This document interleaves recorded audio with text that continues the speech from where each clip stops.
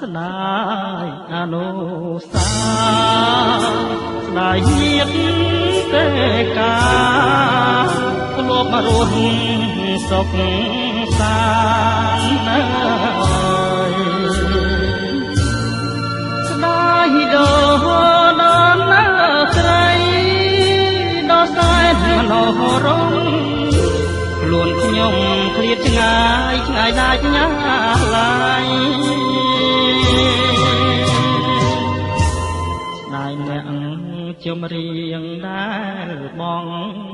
បាត់សំទីសាវុធរស់សេរីសធា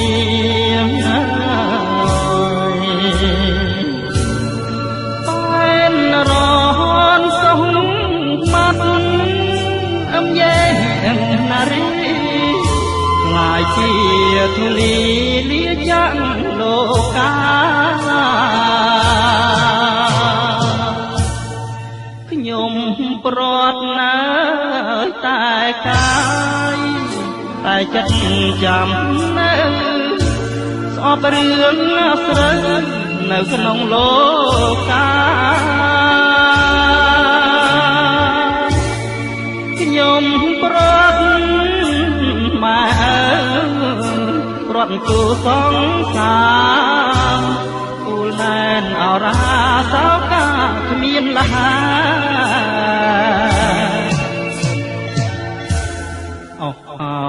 អិនព្រំដែរមានចេស្តាអស់លោ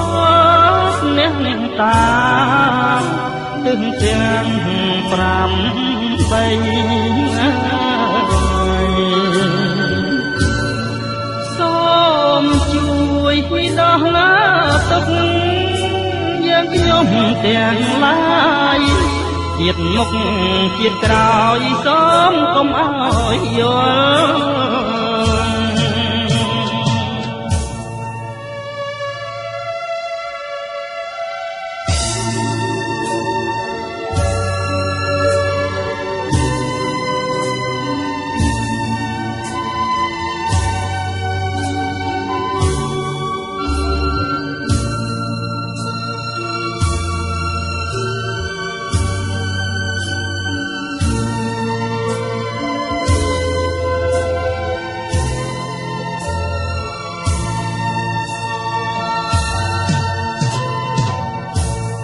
ខ្ញុំ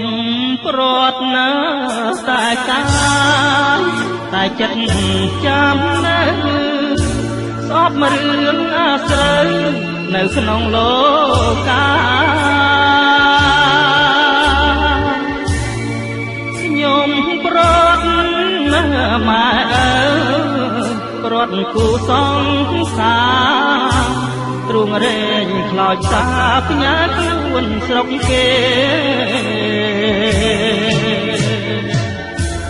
អបអោអិនព្រំដែរមានចេស្តា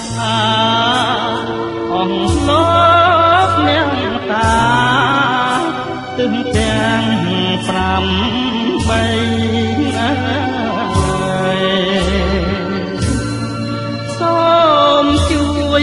ដោះឡាទុកយើងខ្ញុំទាំងឡា